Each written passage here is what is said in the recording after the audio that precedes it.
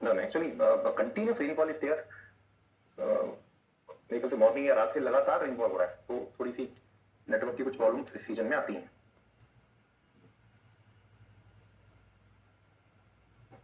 Completed? Note हो जाए तो मुझे बता दीजिएगा प्लीज।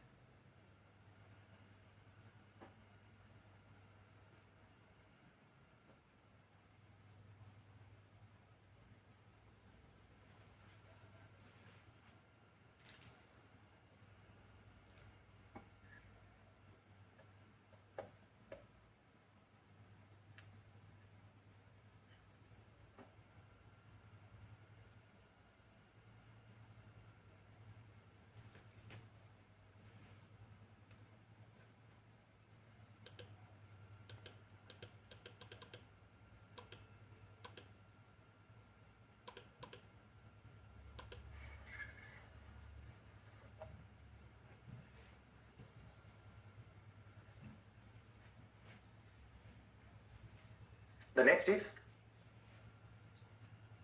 classification of irrigation.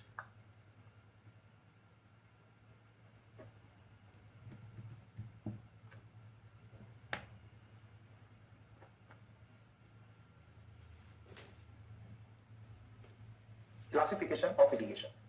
और क्लासिफिकेशन ऑफ इरिगेशन के अंदर क्या है, हम अलग अलग बेसिस के ऊपर क्लासिफिकेशन करेंगे। तो पहला है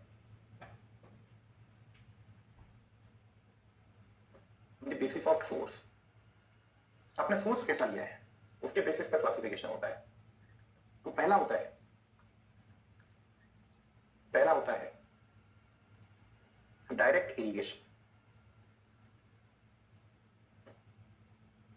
डायरेक्ट इरिगेशन का मतलब क्या है, आपने कोई स्टोरेज नहीं बनाया, आपने डायरेक्टली एक फ्लोइंग रिवर में से पानी को डाइवर्ट करवा लिया, है ना।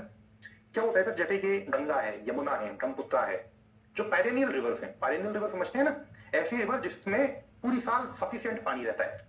इन रिवर्स में हमको कभी भी डैम बनाने की जरूरत नहीं पड़ती, रिजर्वायर बनाने की जरूरत नहीं पड़ती इरिगेशन के लिए। बहुत सारा पानी एक्यूमुलेट करना है, इरिगेशन के लिए भी पानी सप्लाई करना है, डोमेस्टिक वाटर सप्लाई के लिए भी करना है, और भी बहुत सारे पर्पसेस के लिए करना है, बहुत सारा पानी चाहिए, तो फिर बात अलग है। केवल इरिगेशन पर्पस के लिए जनरली आपको डैम बनाने की जरूरत नहीं होती। तो आप पानी कैसे सप्लाई करेंगे, आप पानी कैसे सप्लाई करेंगे, आप सीधे उस रिवर से कैनाल निकाल देंगे, है ना, सीधे रिवर में कैनाल निकाल देंगे और पूरी साल उस रिवर में सफिशिएंट पानी रहता है, तो पानी आराम से उस कैनाल के अंदर जाता रहेगा।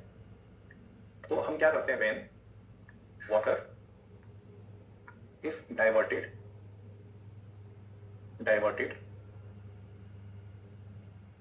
in canal from a perennial river directly, then it is known as direct irrigation. इसको हम क्या बोल देंगे, डायरेक्ट इरिगेशन, ठीक है। इसके बाद दूसरा क्या होगा, इनडायरेक्ट नहीं होता, स्टोरेज इरिगेशन। जब हम कहीं पर कोई स्टोरेज बनाते हैं, जैसे कि एक नॉन पेरिनियल रिवर, तो नॉन पेरिनियल रिवर के अंदर क्या होता है, पानी केवल कब आता है, रेनफॉल में, है ना। रेनफॉल के बाद वहां पर पानी आना बंद हो जाता है। एक नॉन पेरिनियल रिवर के अंदर केवल रेनफॉल में पानी आता है, रेनफॉल के अंदर उसमें पानी आना बंद हो जाता है। तो अगर कोई नॉन पेरिनियल रिवर है तो वहां पर एक डैम बनाना पड़ेगा, ताकि रेनफॉल में आने वाले पानी को आप रोक सकें। वो पानी डैम के पीछे इकट्ठा हो जाएगा, गर्मियों के सीजन में उसको यूज कर सकते हो, सर्दियों के सीजन में उसको यूज कर सकते हो, जब रिवर में फ्लो बंद हो जाएगा, रिजर्वर में पानी भरा रहेगा। या फिर आपने कोई लेक बना दी आर्टिफिशियली, आपने कोई तालाब बना दिया आर्टिफिशियली, और उस तालाब में से आप पानी लेकर के आ रहे हो कैनाल के थ्रू या फिर पाइपलाइन के थ्रू, तो उसको स्टोरेज इरिगेशन बोलेंगे। आपने पानी को वहीं स्टोर कर लिया, है ना। व्हेन वाटर इज सप्लाइड, मैं कैनाल सब यूज कर रहा हूं, पाइप भी हो सकता है, इसकी कोई दिक्कत नहीं है ना। When water is supplied in canal from a storage of water like reservoir created by construction of dam across perennial river, non-perennial river,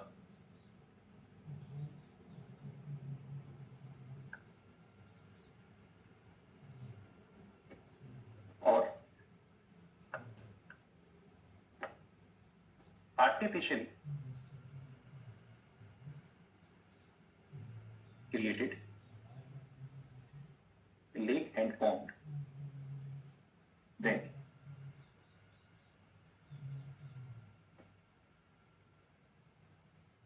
it is known as storage irrigation.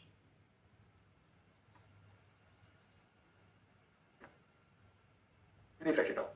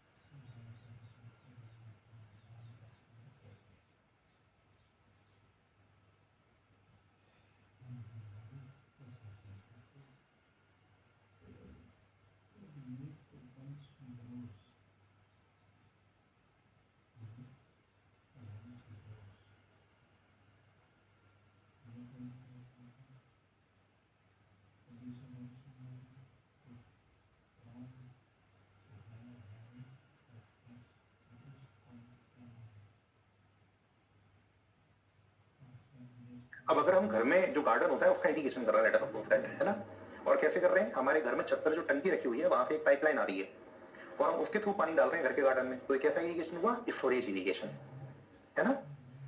Direct irrigation में पानी हमेशा कहां से आएगा? एक perennial river से। Direct irrigation में canal from के बाद क्या लिखा है? From a perennial river, from a perennial river.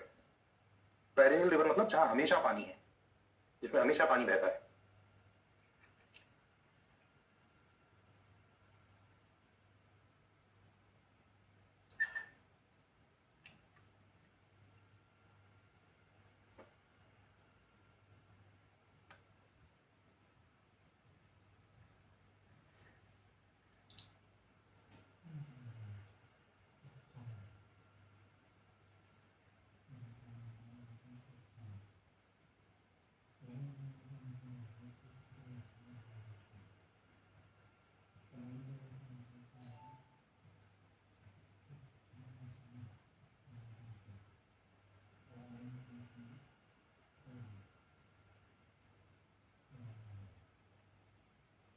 हो गया complete?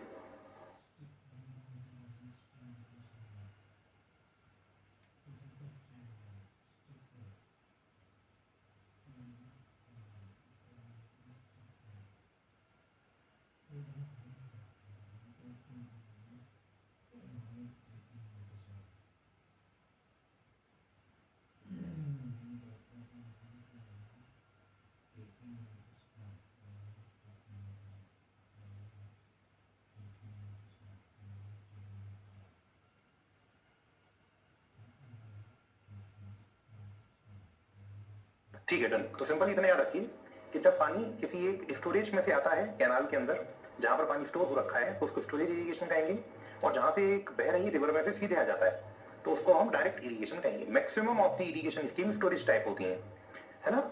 Maximum of the irrigation scheme storage type होती है। केवल पेरिनियल रिवर से जो इरिगेशन स्कीम निकल रही है वो डायरेक्ट टाइप इरिगेशन स्कीम है, ठीक है। और डैम तो जहां जहां बने हुए हैं तो उसके पीछे पानी स्टोर हो रहा है रिजर्वायर में, तो सब कौन सी है? Storage irrigation scheme. तो वहां तो कुछ सोचना ही नहीं, ठीक है ना।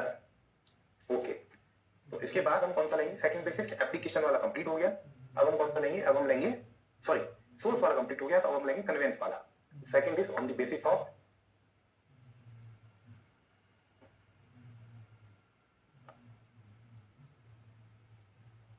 कन्वेंस।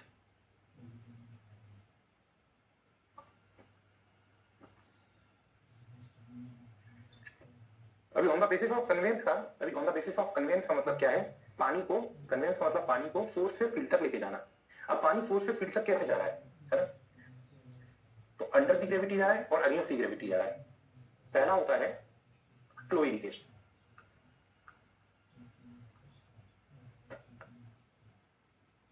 फ्लो इरिगेशन का मतलब क्या, कोई एक सोर्स है ना, उसके अंदर पानी भरा हुआ है और कोई एक फील्ड है जहां पानी लेकर के जाना है। जो फोर्स है वो थोड़ा सा ऊपर है, उसका लेवल वहां पर जो रिड्यूस लेवल है फोर्स के अंदर वो थोड़ा सा ऊपर है।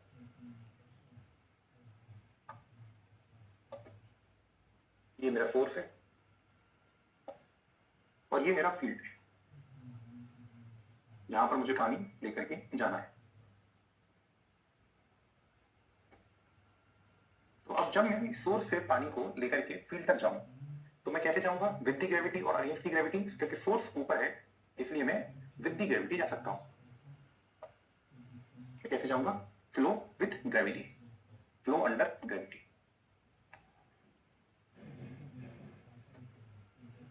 यहां पर मेरा जो फ्लो होगा कैसे होगा, that is the flow under gravity. और ऐसे केस में मैं जनरली किसका यूज करता हूं, कैनाल का। पाइप का यूज भी कर सकते हैं लेकिन कैनाल का यूज जनरली प्रेफर किया जाता है जब भी कभी अंडर ग्रेविटी फ्लो होता है। तो when water reaches to the field from source under gravitational flow,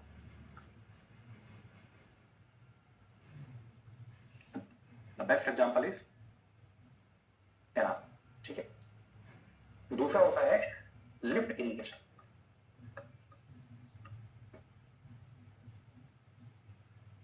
lift irrigation का मतलब क्या होता है, सपोज दैट कोई एक नदी है और कोई एक नदी इस तरीके से मौजूद है, उसके बगल में एक पहाड़ी है ना, और उस पहाड़ी के ऊपर एक गांव है जहां पर खेती हो रही है। ठीक है, कोई एक नदी बह रही है ना, उस नदी के बगल में एक पहाड़ी है, ये मेरा फील्ड है।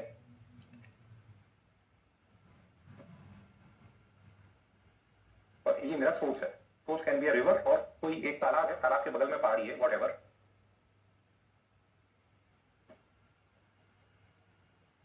और अब मुझे पानी को इस तालाब से इस पर्टिकुलर नदी तक लेकर के जाना है। तो अब मैं पानी को यहाँ से यहाँ कैसे लेकर के जाऊंगा, अब मैं मोटर का यूज करूंगा, है ना, पंप का यूज करूंगा, गेटिंग माय पॉइंट। और वो पंप क्या करेगा, मेरे पानी को अगेंस्ट द ग्रेविटी ऊपर की तरफ चलाएगा।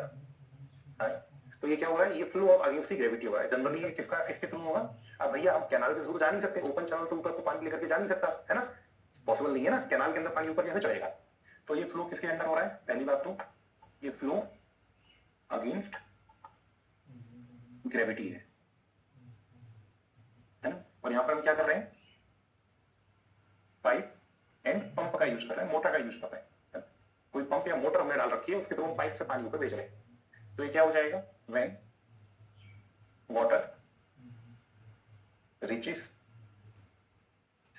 To field from source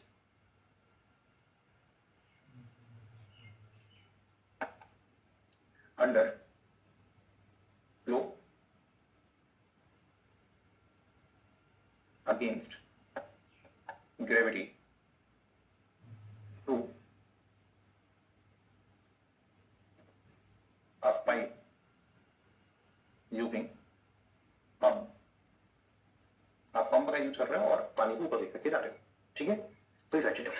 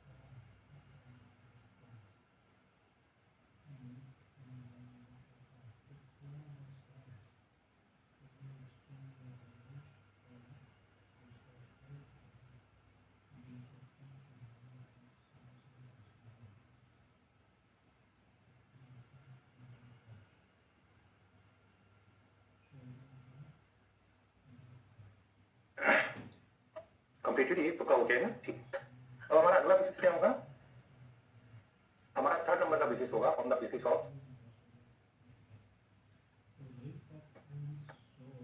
application. Application का मतलब सब लोग जानते हैं, कन्वेंस हो चुका है, मतलब पानी फील्ड में डिलीवर हो गया है, और फील्ड में डिलीवर होने के बाद उसको रूट जोन में हमको स्टोर करवाना है। अब रूट जोन में स्टोर कैसे होगा पानी, रूट जोन में पानी स्टोर होने के दो तरीके हैं, या तो उसको सरफेस के ऊपर लेकर के आइए या सरफेस के नीचे से लेकर के आइए, है ना।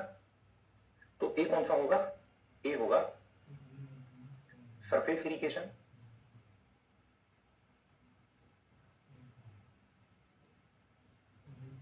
सरफेस इरिगेशन का मतलब water flows over the ground surface, ground surface के ऊपर पानी बहेगा फील्ड के अंदर, ground surface in field and धीरे धीरे gradually infiltrates to the root zone soil. अपने फील्ड के अंदर ग्राउंड सरफेस के ऊपर पानी को फ्लो करवाइए और पानी धीरे धीरे नीचे बैठता जाएगा। सेकंड होता है सब सरफेस इरिगेशन।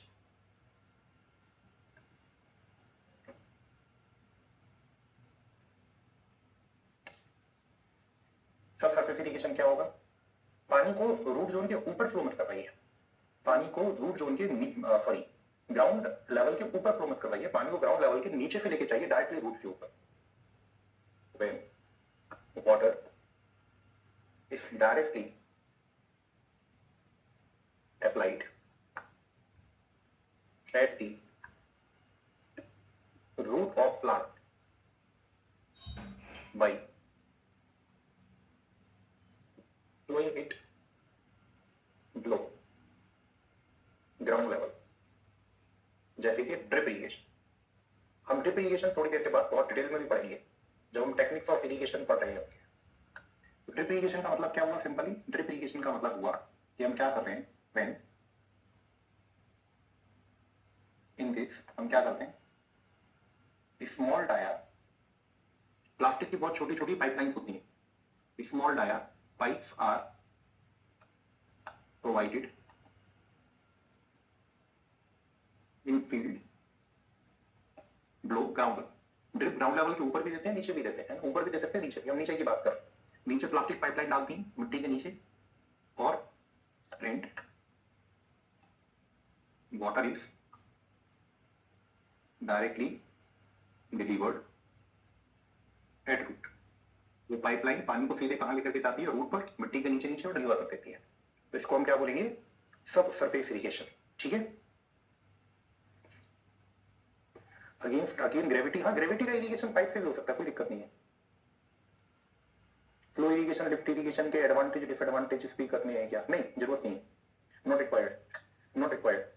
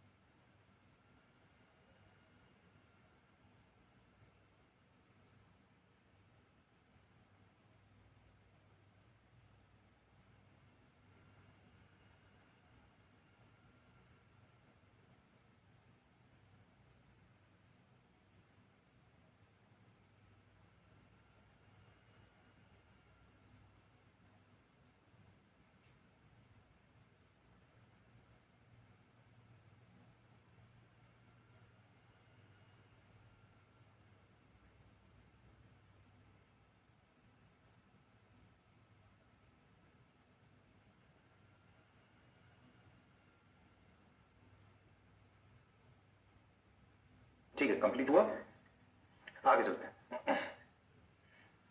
अभी तीनों बेसिस हमारे कंप्लीट हो गए, लेकिन हमें एक और देखना है बेसिस,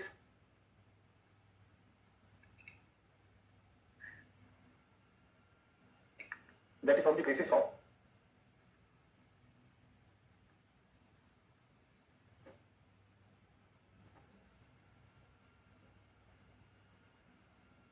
वाटर सप्लाई टेक्निक। आप किस वाटर सप्लाई की टेक्निक के साथ इरिगेशन कर रहे हैं, आप किस वाटर सप्लाई की टेक्निक के साथ इरिगेशन कर रहे हैं, इसकी वाटर सप्लाई टेक्निक।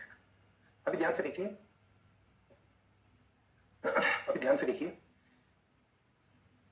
दो तरीके का इरिगेशन है। मैं आपको थोड़ा एग्जांपल देकर के समझाऊंगा, अभी शुरुआत में परेशान मत होइएगा, जब मैं डेफिनेशन लिख रहा हूं तो हो सकता है आपको समझ में ना आए, थोड़ा समय दीजिएगा मुझे। पहला है पेरेनियल इरिगेशन। पेरेनियल इरिगेशन का मतलब है कि when water is supplied in field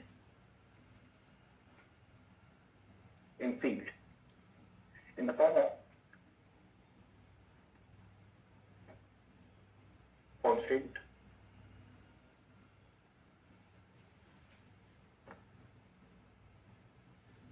and continuous discharge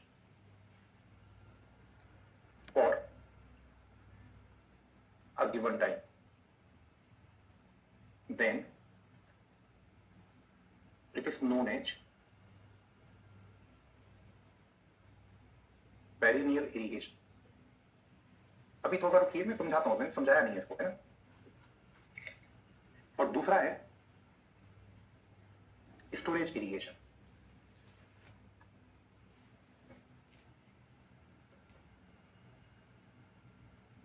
sorry, not storage. दूसरा है फ्लडेड इरिगेशन, या फिर इसका एक नाम और होता है inundation.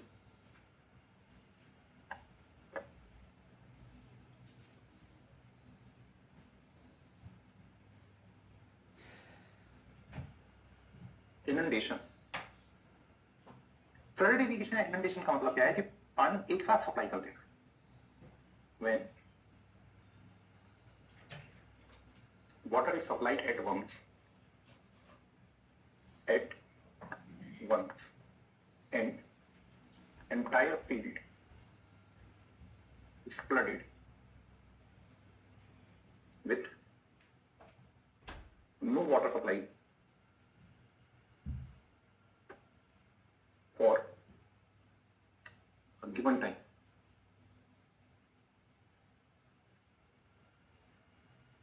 it is known as flooded irrigation. तो समझो इसका मतलब क्या, एग्जांपल लेके समझाता हूँ, ये एग्जांपल लेके समझाता हूँ, दोनों चीज बड़े ध्यान से समझो। एग्जांपल लेके समझाता हूँ दोनों चीजों को, बड़े बड़े ध्यान से समझना। सब लोग कंसंट्रेट करेंगे तभी समझ में आएगा, नहीं तो नहीं आएगा। मान के चलिए कि फील्ड में कुछ पानी डालना है, कोई क्रॉप है, उसका कुछ एरिया है और उस पर्टिकुलर फील्ड को कुछ पानी की जरूरत है ना। तो मान के चलिए कि for a crop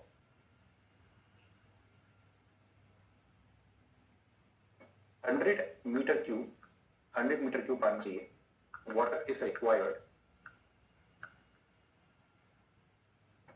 in 5 days। ठीक है, 5 दिन में उस क्रॉप को कितना पानी चाहिए, 100 मीटर क्यूब। उस क्रॉप की रिक्वायरमेंट है कि उसको 100 मीटर क्यूब पानी चाहिए 5 दिन में, है ना, अच्छी ग्रोथ करने के लिए। तो इस पानी को सप्लाई करने के दो तरीके हैं, बड़े ध्यान से समझना प्लीज। मैं रटवाना नहीं चाहता, समझाना चाहता हूं, इसलिए लिख रहा हूं, अदरवाइज मैं लिख भी सकता था सीधे definition. There are 2 ways to supply water in field, है ना, to supply water in field. कौन कौन से दो तरीके समझते हैं। पहला तरीका supply all the one at once, एक बार में पूरा पानी सप्लाई कर दीजिए, एक बार पूरा 100 मीटर क्यूब लाइए, टैंकर भर के और डाल दीजिए once and fill entire field with water and water. Do not supply it.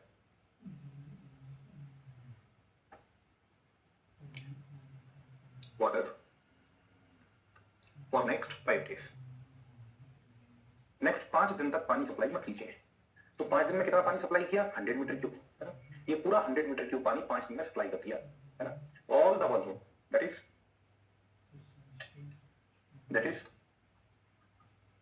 100 metre cube at once.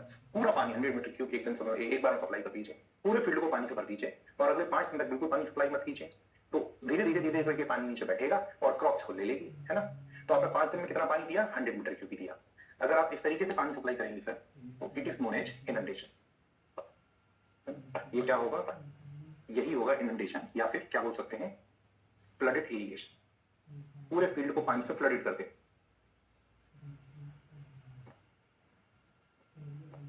ठीक है। दूसरी बात,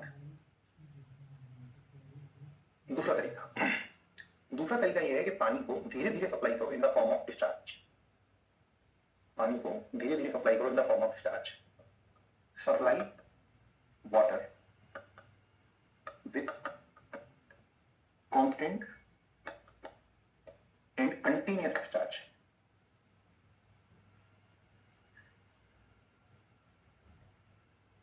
जैसे डिस्चार्ज क्या होता है? Volume upon time. अब ये तो यार सबको पता होना चाहिए, नहीं पता तो फिर अब कोई क्या ही कर सकता है। तो डिस्चार्ज निकाल दीजिए, कितना पानी सप्लाई करना है? 100 मीटर क्यूब। कितने दिन में सप्लाई करना है? 5 डेज में। इनटू क्या कर लीजिए? 24 इंटू 60 इंटू 60। ये क्यों किया? ताकि डेज टाइम कन्वर्ट हो जाए सेकंड्स में। तो ये वैल्यू कितनी निकल के आएगी? ये वैल्यू निकल के आएगी 100/5 इंटू 24 इंटू 60 इंटू 60। तो कितना हो जाएगा? ये हो जाएगा Q equals to 2.31 to 10⁻⁻⁴ metre cube पर सेकेंड। इतनी पानी सप्लाई कीजिए कंटिन्यूस डिस्चार्ज के फॉर्म में फॉर 5 डेज। ब्रेक मत कीजिए। सप्लाई this discharge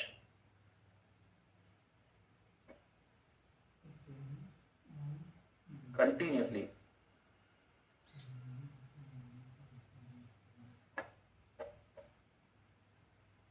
इतना वॉल्यूम जाएगा 5 दिन में, इतनी वॉल्यूम जाएगा इस डिस्चार्ज से। यहाँ पर भी 5 दिन में 100 मीटर क्यूब ही गया, यहाँ पर भी 5 दिन में 100 मीटर क्यूब ही गया, लेकिन यहाँ पर एक साथ पूरा 100 मीटर क्यूब डाल दिया, यहाँ पर 100 metre cube continuous water supply के साथ डाला। तो इसको बोलेंगे पेरिनियल इरिगेशन।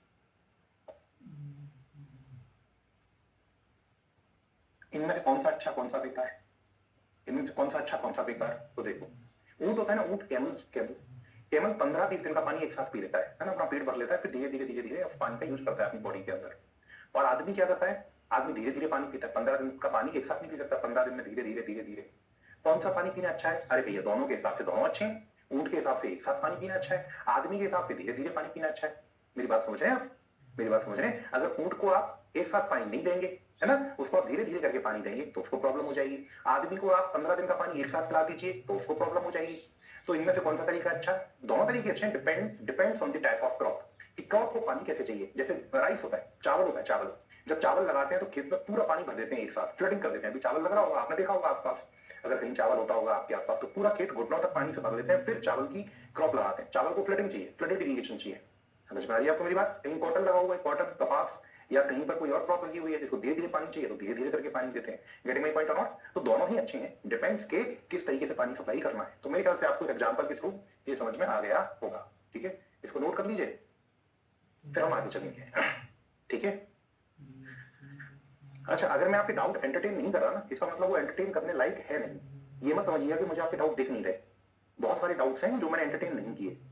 लाइक अभी लास्ट मोहित पारसर ने लिखा था कि ड्रिप इरिगेशन, अब मैं पहले ही बता चुका हूँ कि ड्रिप इरिगेशन में डिटेल में दूंगा थोड़ी देर के बाद, है ना। टेक्निक्स ऑफ इरिगेशन के अंदर मैं पहले ही बोल दिया था कि drip irrigation I will consider in the detail. तो अभी ड्रिप इरिगेशन पूछना तो सेंसलेस हो गया ना, कोई मतलब ही नहीं है उसका पूछने का। तो अगर मैं आपके डाउट नहीं ले रहा, इसका मतलब ये नहीं है मुझे आपके डाउट नहीं दिख रहे, मुझे आप सभी के डाउट दिख रहे हैं, पर वो अभी सेंसलेस है या बेसलेस है जो आपने पूछा। That's why I am not considering your doubt, ठीक है ना, उसमें परेशान मत होइए।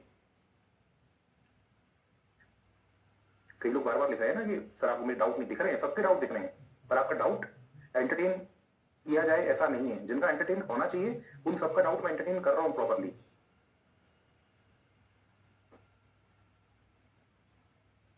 देखो अंकित, क्या है, फ्लडेड इरिगेशन में डेफिनेटली कुछ तो टाइम लगेगा 100 मीटर क्यूब पानी डालने में, बिल्कुल सही बात है, लेकिन वो पानी बहुत, मतलब वो पानी बहुत जल्दी डाल दिया जाएगा। मतलब एज कंपेयर टू 5 डेज हम 1 घंटे में या 2 घंटे में पूरा का पूरा फील्ड भर देंगे 100 मीटर क्यूब से, ठीक है ना। पानी को बहुत तेज स्पीड में चलाएंगे अपनी फील्ड के अंदर और पूरे पानी, पूरे फील्ड के अंदर 100 मीटर क्यूब भर देंगे। तो 100 मीटर क्यूब भरना और 100 मीटर क्यूब धीरे धीरे धीरे धीरे डालना, दोनों में अंतर है, ठीक है ना। तो उस पॉइंट पे जाके कंफ्यूज मत हो जहां तुम कंफ्यूज हो रहे हो। फ्लडेड इरिगेशन मतलब फील्ड को पानी से एक बार में भर देना और फिर धीरे धीरे उसको इन्फिल्ट्रेट करवाना। पैरेलल इरिगेशन पानी को धीरे धीरे सप्लाई करना कांस्टेंट एंड कंटीन्यूअस डिस्चार्ज के फॉर्म में। बहुत क्लियर है, मेरे ख्याल से उसमें इतना कंफ्यूज होने की जरूरत है ही नहीं, सिंपल सी डेफिनेशन है सर।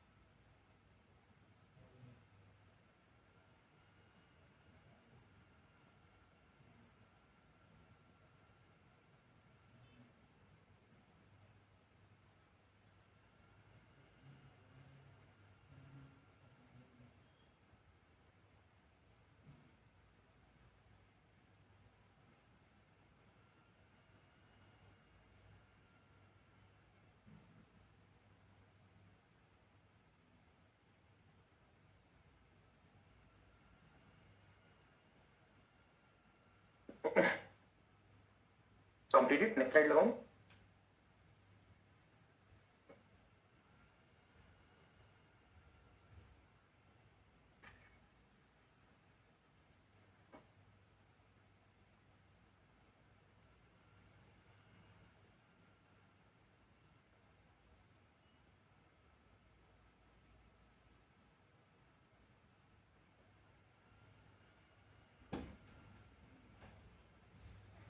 रहा हूँ ये मत सोचिएगा कि इनमें से कौन सा अच्छा है कौन सा मेथड बेकार है।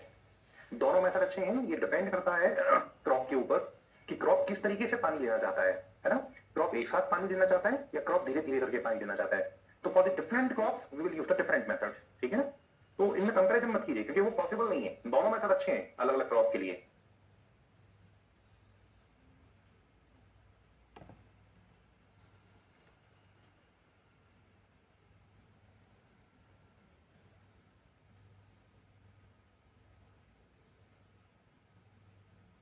एग्जाम्पल को भी थोड़ा सा नोट कर लीजिए तो आपको आगे भी ये चीज याद रहेगी, पढ़ेंगे तो समझ में आ जाएगी।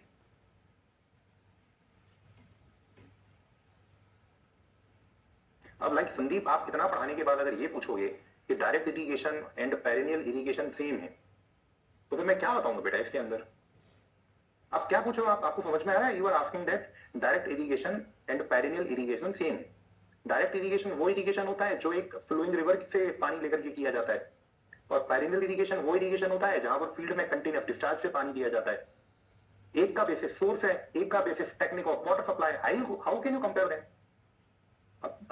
ऐसे डाउट को लेने का मतलब नहीं है ना।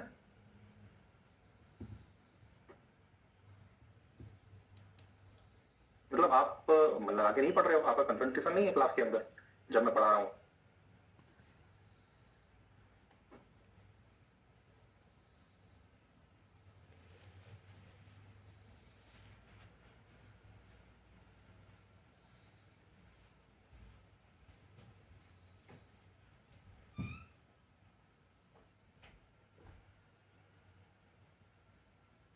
अब कौन कौन से क्रॉप्स आते हैं नदीम, इसके लिए थोड़ा इंतजार करो। अभी एक दिन में पूरी इरिगेशन इंजीनियरिंग नहीं पढ़ सकते ना।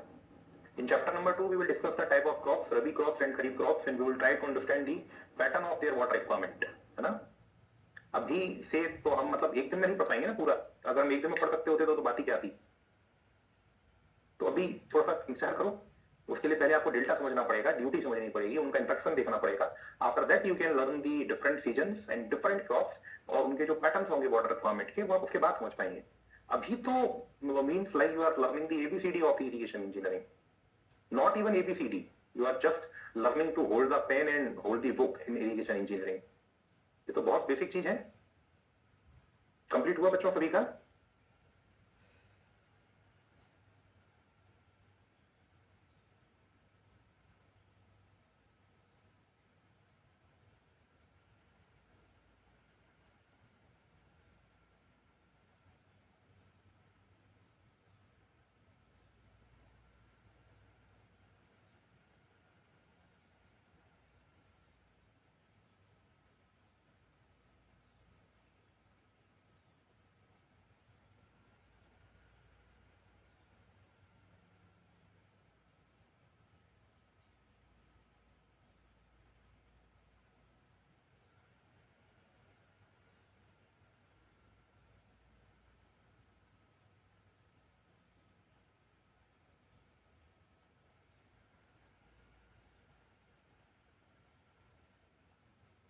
ठीक है, डन, आगे चलें।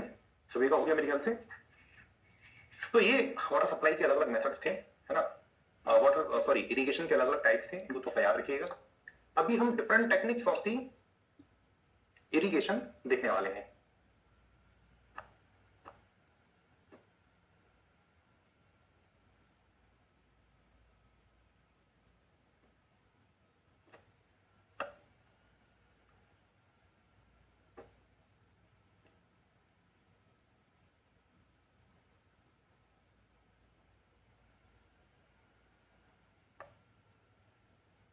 Different techniques of irrigation. तो दो तरह की टेक्निक्स होती हैं, एक कन्वेंशनल टेक्निक्स, कन्वेंशनल मतलब जो पुराने टाइम से चली आ रही है,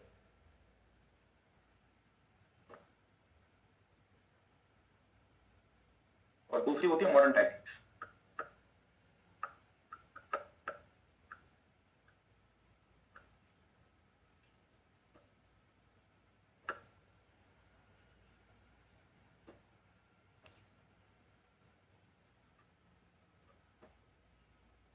तो कन्वेंशनल टेक्निक्स कौन कौन सी होंगी? कन्वेंशनल टेक्निक होंगी wild flooding, you can write with me, मेरे साथ लिस्टिंग कर सकते हैं, मैं भी समझा नहीं रहा हूं। वाइल्ड फ्लडिंग, उसके बाद border flooding,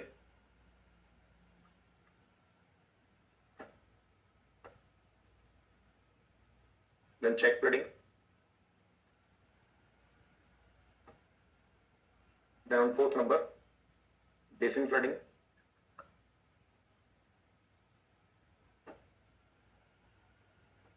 then on fifth number furrow irrigation.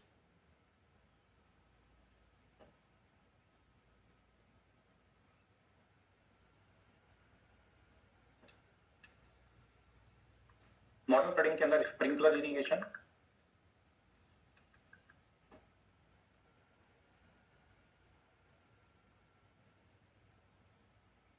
And drip irrigation. ठीक है, एक एक करके हमको देखेंगे कि ये क्या होते हैं। One by one we will see कि ये क्या है।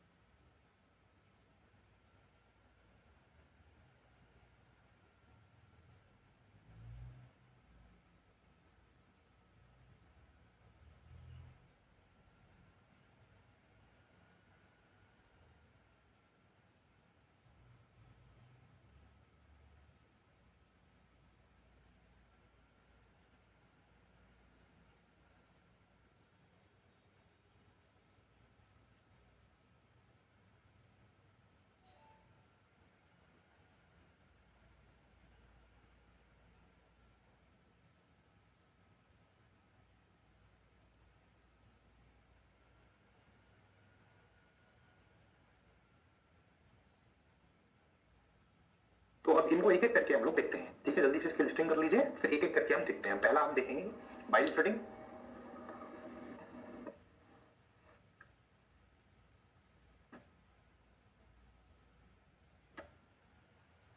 बाइल फ्लडिंग के और भी नाम होते हैं, जैसे कि बाइल फ्लडिंग को हम ऑर्डिनरी फ्लडिंग भी बोलते हैं,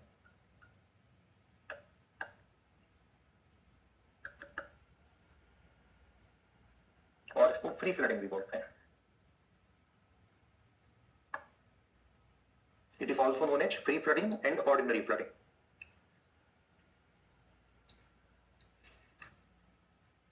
हाँ, ड्रिप को ट्रिकल भी बोलते हैं, बिल्कुल। मैं लिखूंगा अभी, जब ड्रिप पढ़ाऊंगा then I will write. Drip is also known as trickle irrigation, बिल्कुल बोलते हैं।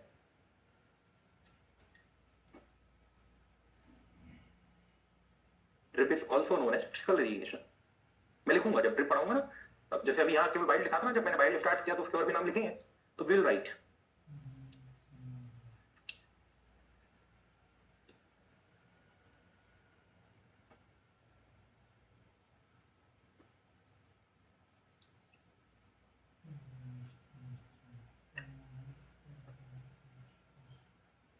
ठीक है, तो स्टार्ट करते हैं वाइल्ड फ्लडिंग को।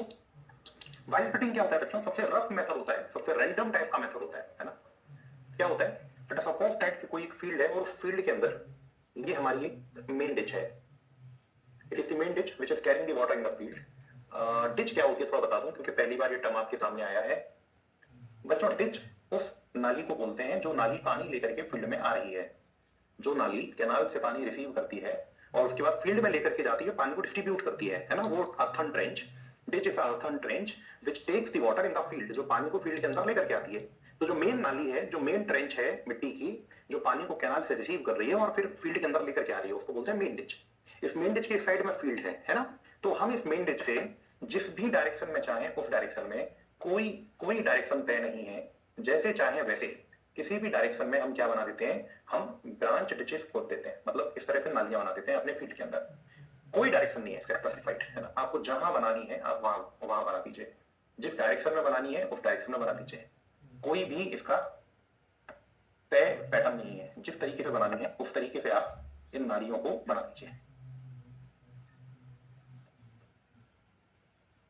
है ना। इनका कोई क्रॉस सेक्शन, इनका कोई लेंथ, कुछ भी स्पेसिफाइड नहीं है। Getting my point not? तो इस तरह की आपने नालियां यहां पर बना दी, है ना। इस तरह की आपने नालियां यहां पर बना दी और इन नालियों के अंदर मेन डिच से पानी को ट्रांसफर करवा दीजिए, है ना। मेन डिच में से पानी इन नालियों के अंदर आता है, ठीक है। The water is coming through the main ditch in this branch ditches, इनको हम बोलते हैं ब्रांच डिच।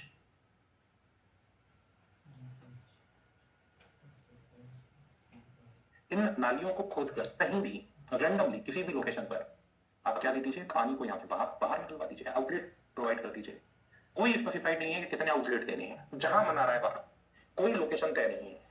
यहाँ पर जैसे कि आपने एक आउटलेट दे दिया, पानी वहां से बाहर आ रहा है, the water is coming out. Similarly एक आउटलेट यहाँ दिया, सिमिलरली एक आउटलेट यहाँ दिया। आउटलेट से कितना पानी बाहर आएगा, कोई लिमिटेशन नहीं, रैंडमली पानी बाहर आ रहा है फील्ड के अंदर, है ना, और आकर के यहाँ पर अप्लाई हो रहा है, ठीक है ना। तो इसको हम बोलते हैं outlet, that is known as the outlet, from where water is coming in the field, है ना, water is coming in the field. यहाँ पर पानी भरता है और यहाँ पर हम क्या करते हैं, फिर इरिगेशन करते हैं, that is the field where irrigation is going on, it is the field where irrigation is going on. Getting my point or not? सभी लोगों को मेरी बात समझ में आती है? तो water is moving in this trenches, the water is moving in these trenches and at a point of outlet it is coming out from the trench, ये trench से बाहर आ रहा है और फील्ड के अंदर इकट्ठा हो रहा है। अब इस फिगर को मत देखिए केवल, है ना, ये फिगर तो एक तरीके से केवल एक रिप्रेजेंटेशन है ना, ये फिगर तो केवल एक तरीका है। वाइल्ड फ्लडिंग का मतलब है कि अगर आप किसी फील्ड के अंदर रैंडम मैनर में पानी सप्लाई कर रहे हैं without any rule, without any pattern, जैसे कि आपके घर में गमला रखा हुआ है, ठीक है, अब उस गमले में आप पानी सप्लाई करते हैं, आप पानी कैसे सप्लाई करते हैं, कोई पैटर्न नहीं है, कोई टाइमिंग नहीं है। आज आपने एक मग डाल दिया, आज आपने सुबह एक मग डाला, कल आपने दोपहर में 3 मग डाल दिए, परसों आपने सुबह भी डाला 1 मग, दोपहर भी डाला 1 मग और शाम को भी 2 मग डाल दिए। उसके बाद 2 दिन तक पानी ही नहीं डाला, उसके बाद फिर से जब मर्जी आए तब पानी डाल दिया। मतलब ना तो ये स्पेसिफाई है कि कब पानी डालोगे, ना ये स्पेसिफाई है कि कितना पानी डालोगे, ना ये स्पेसिफाई है कि कब पानी नहीं डालोगे, जब मन हुआ तो डाल दिया। क्या हो जाएगा, wild flooding.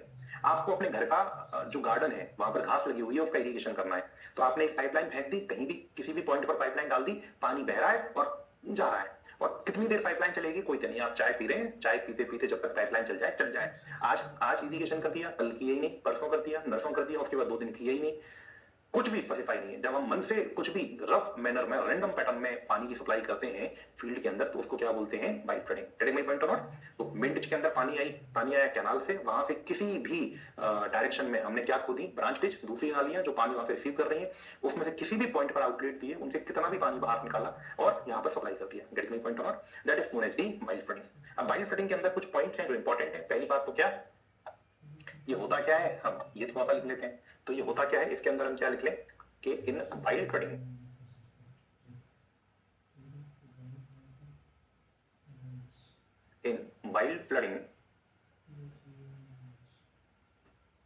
trenches are excavated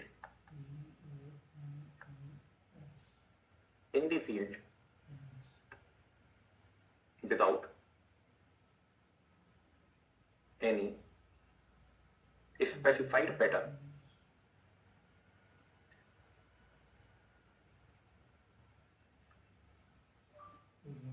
and direction. Outlets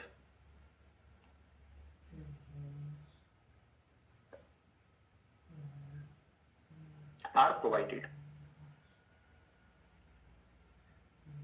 at random locations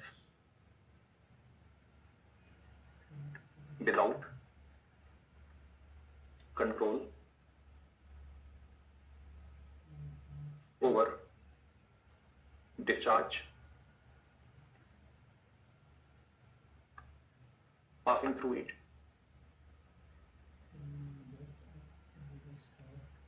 मतलब कितना पानी बाहर निकलेगा आउटलेट से, कोई कंट्रोल नहीं है। तीसरा, वाटर लॉस क्या होगा, बहुत ज्यादा होगा। रफ पानी, रैंडम पानी जा रहा है, water loss is very high, और इरिगेशन की efficiency, output upon input, output upon input क्या हो जाएगा, कम हो जाएगा। और लॉसेस ज्यादा होता है तो एफिशिएंसी तो कम हो ही जाती है। High and efficiency